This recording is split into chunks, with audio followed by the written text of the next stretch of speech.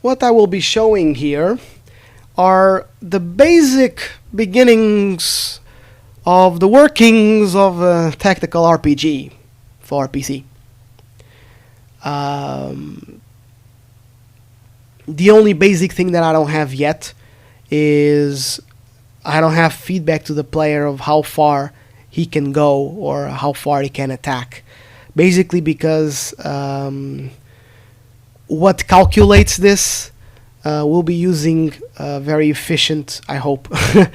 I mean, in my head, what I think is going to be very efficient way to do this without having to use normal pathfinding algorithms, which it already uses to move.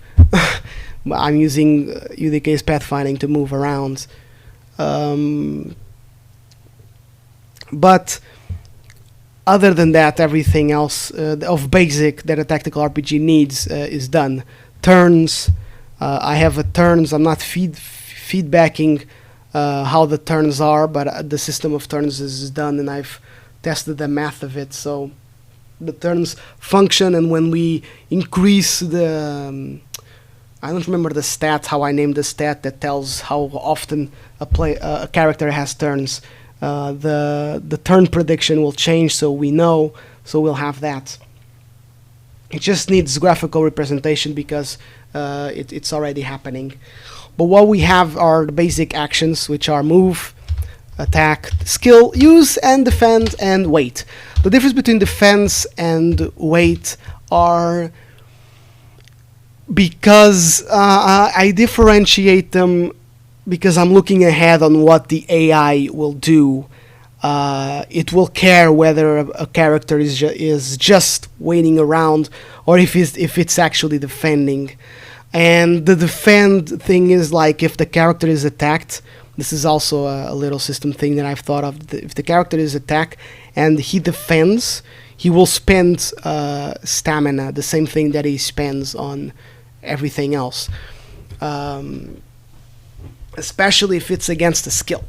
I mean, that's in the works, though. It's the kind of thing that we need to really test and tweak the prototype, so to speak. But at least we want to attack people that are waiting rather than defending, and the AI will think the same. So this can be used to create ambushes or whatever. So I differentiated them. But they do the same thing. The character stays still and does nothing.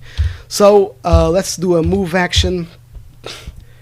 We can go with the mouse or we can go with the keyboard. The keyboard will always be able to cycle through whatever choices we have. So we can cancel a move,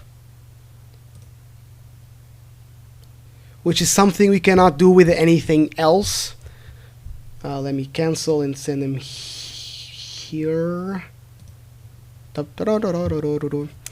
So we can cancel the move, but we cannot cancel anything else. And once the move is confirmed, you cannot go back on it. Again, this is something that may change, but right now that's the approach of the system.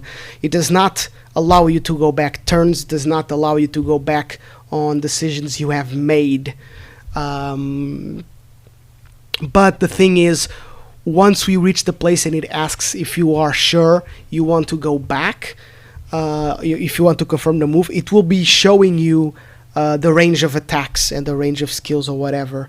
I will provide that system so that players can quickly see if they can do the intended action, and if they can't, they can go back. That way they don't have to calculate like how many, the ranges of attack plus the ranges of the movements and stuff. But that's why I allowed the move action to be denied. But the other actions, they're forever, which means that once I attack, that's it for my turn. So I'm going to attack, and I'm going to attack with my choices of attack also have to do with the system that I'm developing, the actual RPG system, the battle system. Because when we attack, we have these ways of attack, and how much damage they make depends on the type of armor that the enemy is using and the type of weapon that we will have. So we have slash, thrust, blunt, and throw. You know, again, it's just ideas. I don't really know if they'll work. But that's why we have these choices. So we choose, and then we choose the enemy, select the enemy here, and bam. And now we choose what position to put ourselves inside the place that we have chosen. This also involves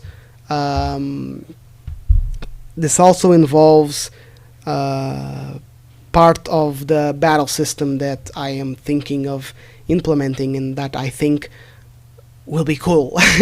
Because it basically, depending on when we are situated, certain weapons cannot reach it. For example, if I was located here and the guy was here with a dagger, he would not be able to reach me. That kind of dynamics that I want to include.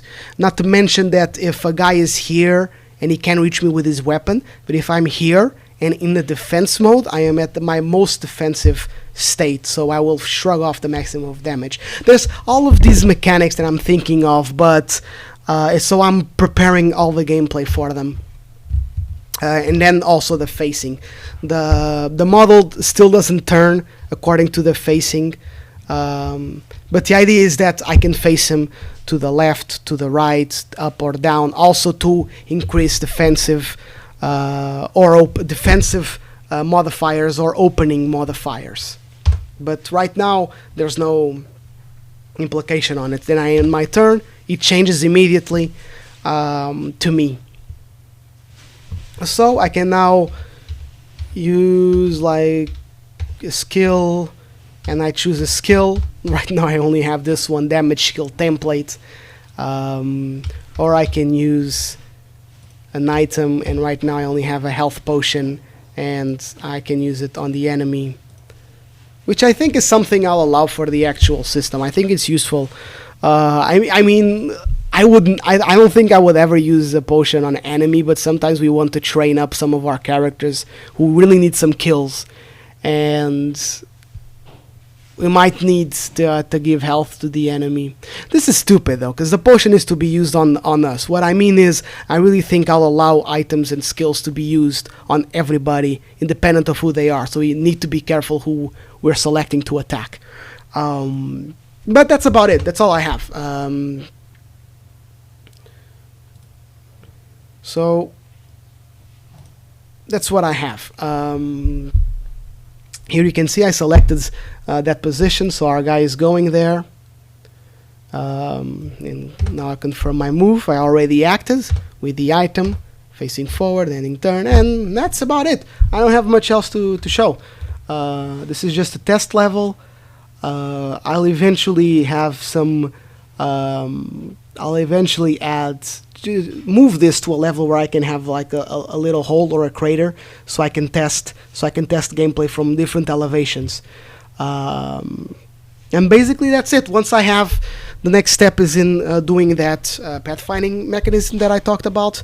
So range and reach and distances can be incorporated into the actions that we can or cannot do. And then it's just building up skills and items and attacks and character stats. Well, obviously, all the code is prepared for that already. I just have to make them, to write them out. I mean, all the numbers, punch in the numbers, do the maths, and build a level. I'm going to build a level that would be, I think, the third level after the tutorial levels, that features 3 characters versus about 8. So yeah, I don't know. I think I have some good ideas for the game, and I don't have much else to show. I think this is just basically a test bed for me to practice gameplay. This is being built up with UDK, like I said, not using the UT, anything UT. It's being built up, I think, directly from framework, not even using UDK stuff. For those of you who are familiar with the code hierarchies, I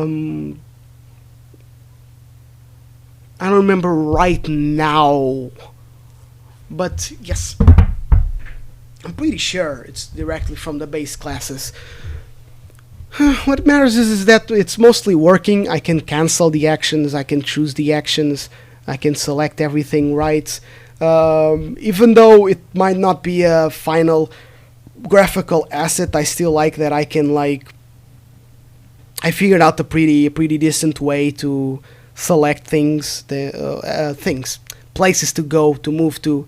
I need to find of a similar system for the characters, because right now they don't highlight. I want to highlight the characters, but one thing at a time. But yeah, I don't have anything else to show. Thank you for watching. I'm sorry that it's so less. But it doesn't feel like less to me. It feels like it's the fundamentals. As soon as I have that reach thing, which won't be that complicated, I think I will have all the fundamentals for the battle system of the game, gameplay wise. The rest will be math. Not to understate how difficult or important that is, but it's not programming. I don't know. I think programming is more stressful sometimes than working out the math, so that everything's leveled and stuff, and it works and it makes sense and it's fun and interesting, which is the main goal. Thank you for watching. Sorry about babbling. I babble a lot. This is like stuff I carry about, games. So yes, see you around. Thank you for watching. Bye.